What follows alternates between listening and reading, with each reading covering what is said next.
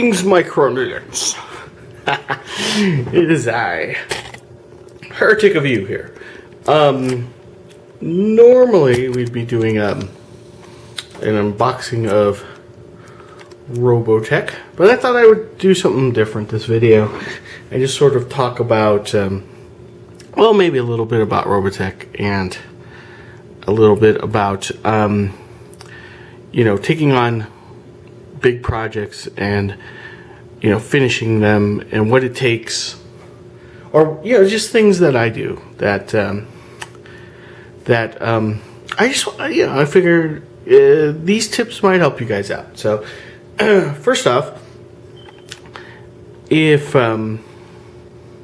this video is going to be mostly about you know, painting a large project, like if you ever wanted a fully painted, you know, I don't know, Space Marine Army or War Machine, whatever. So if you're serious about completing a project and you find yourself kind of discouraged, or maybe, you know, you're just not feeling that you can ever finish it, I figure I'd just, you know, share with you some of the things I do.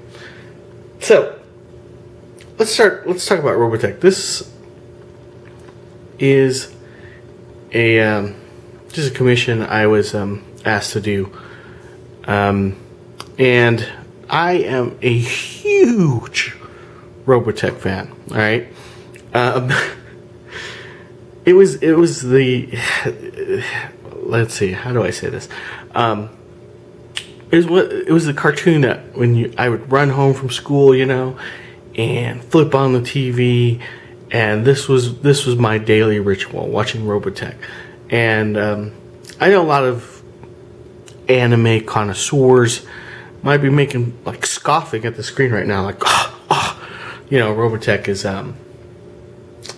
you know, not a real anime. It's a bastardization of 3 different animes, and Carl Masak, you know, messed up everything. But for me, it was my first real exposure to anime, and it really actually influenced a lot of my art. Like I started off trying to copy from comic books and stuff, but when I saw Robotech, I became obsessed with it, and I wanted to learn how to draw their style. And, you know, for me, it was a groundbreaking cartoon because, one, it showed the horrors of war. I mean, before that, you know, you had cartoons like G.I. Joe, and whenever something blew up, you know, you'd always see a parachute, you know, signaling that the guy lived. But in Robotech, you know, people would die every episode. You would never see a fucking parachute at all, ever. And main characters would die as well. You know, people that you actually were fond of. Spoiler alert if you haven't seen it. Anyways, so when I was contacted about this project, I was super, super excited about it. And then, you know, I opened the box, and there was a lot of plastic. A lot of freaking plastic. And it was a very daunting project. So I just want to go over what I did and what I normally do with projects like these. And maybe, you know, maybe it'll help. Because, I mean, most of the advice you're going to see online is like, you know, listen to music, or, you know, stuff like that. But, you know, aside from the obvious advice, I'll just tell you what I do. And, you know, it might be a little, I don't know, maybe extreme for some people. Some people might get offended by it, especially rule number 1.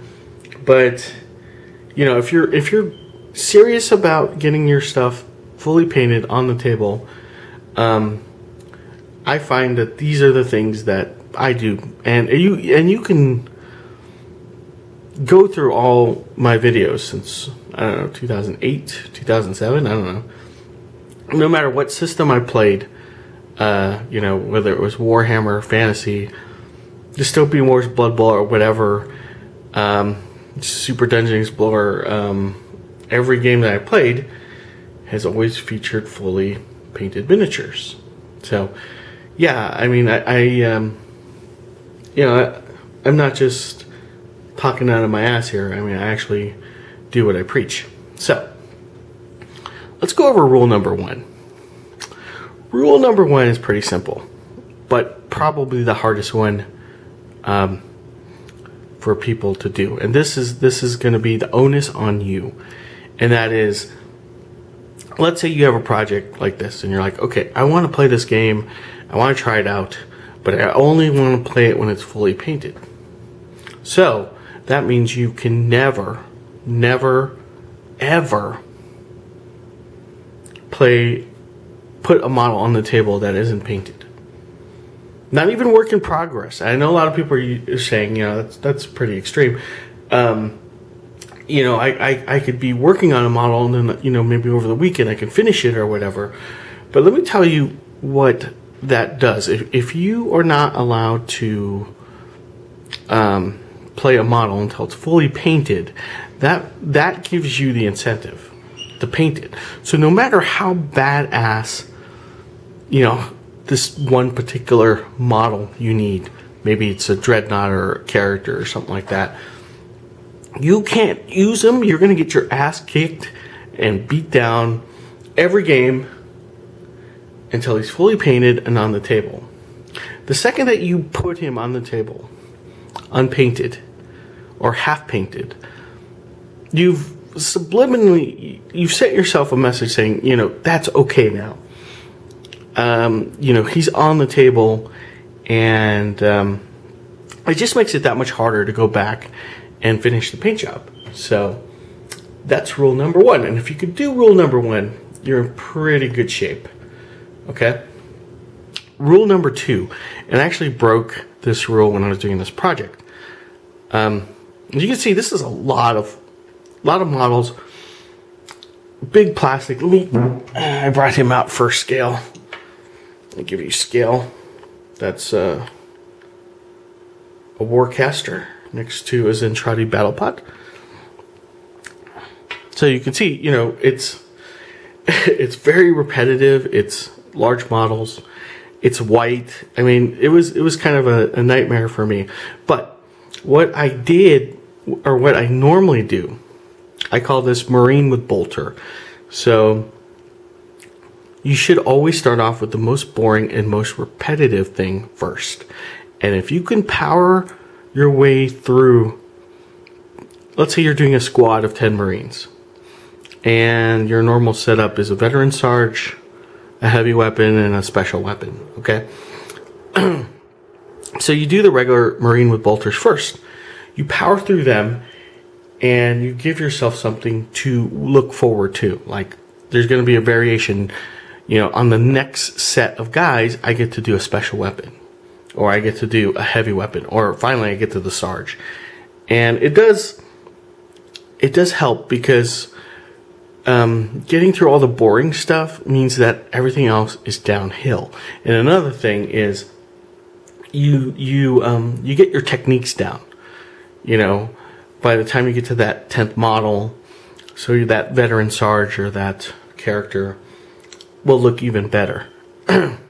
But so I broke that rule because I was so excited. I wanted to paint the Veritex first, and I did that. And what happened was I kept looking at all the plastic sprues for the Zentradi, and it was very daunting to me. I was like, I did the first Veritex squad, and it was basically, let's see, what's a Veritex squad? I was looking in the rule book, and it's basically 4 planes. And why am I missing 1, 2, 3? Yes. Oh, here we go. And a leader. So in this case, this is what I started with. Right. Let me get that in focus. So three Veritex and a leader. In this case, I was going with the classic Vermilion squad. That's Rick Hunter's Veritech. Or you could go with Roy Fokker and Skull Leader.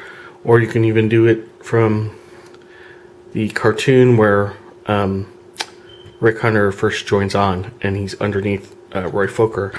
So I figured that was a good setup. But anyways, I did those 4 jets, and I'm like, dude, okay, I'm almost done with the UDF side, and that's not nearly the same of models on this side. So it was very distracting. So had I done the reverse and gone through all of these Zentradi battle pods, I would have looked on this side and said, oh, this is going to be a cakewalk. You see what I'm saying? So that's rule number 2 for me. Rule number 3, when wanting to get your project done, is you don't look at the entire project as a whole, because sometimes they're too big and it gets discouraging, right? So you come up with mini goals. So for me, what I normally do is I break things up in a squad. So for the Zentradi, it was 6 battle pods, Chiron's ship here, and then this guy. And I was like, okay, let's say first week I want to do at least 3 battle pods, or maybe 4, or maybe have the squad done.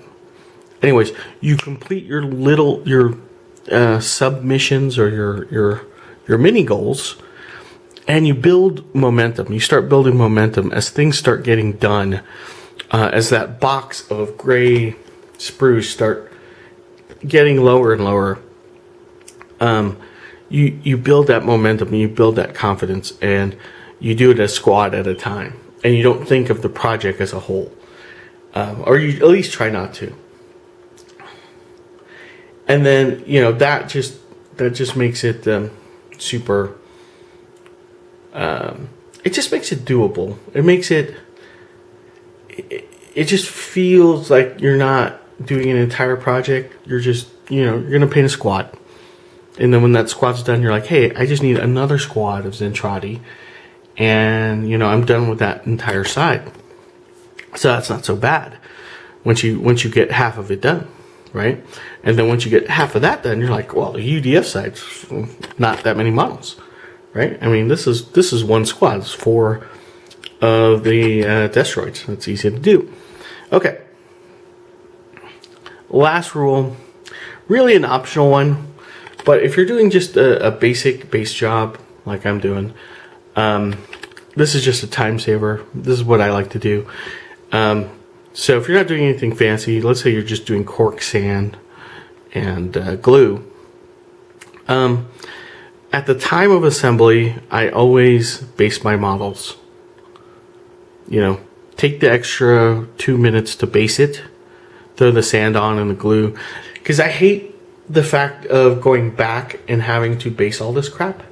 But if it's all based, and primed and ready to go, you can complete the model without having to do any additional, back steps. I consider a back step to have a fully painted model on a black base, and then you're like, oh god, now I got to go back and base 20, 30 models, and that just becomes daunting on its own. But if you do it while you assemble them, it's pretty easy.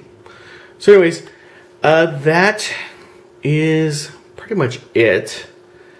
That's my advice to you guys. Hopefully that helps you out. I really hope it does. It's worked for me, and like I said, when I've broken the rules, I have suffered. This project, just by breaking rule number 2, almost killed me. I almost didn't want to complete it, but now it's done, and now I'm ready to. This is going to somebody else. But I have my own Robotech set, and I'm like, I think I can do this. I think I've learned a lot of lessons from this, and I think next time it's going to go a lot smoother, a lot faster as well. Anyways, hopefully the client gave us permission to play the game, so there might be a bit of a report, a Robotech battle report. Maybe next. I don't know. Anyways, guys, that's Robotech. And take care, man. See you guys later.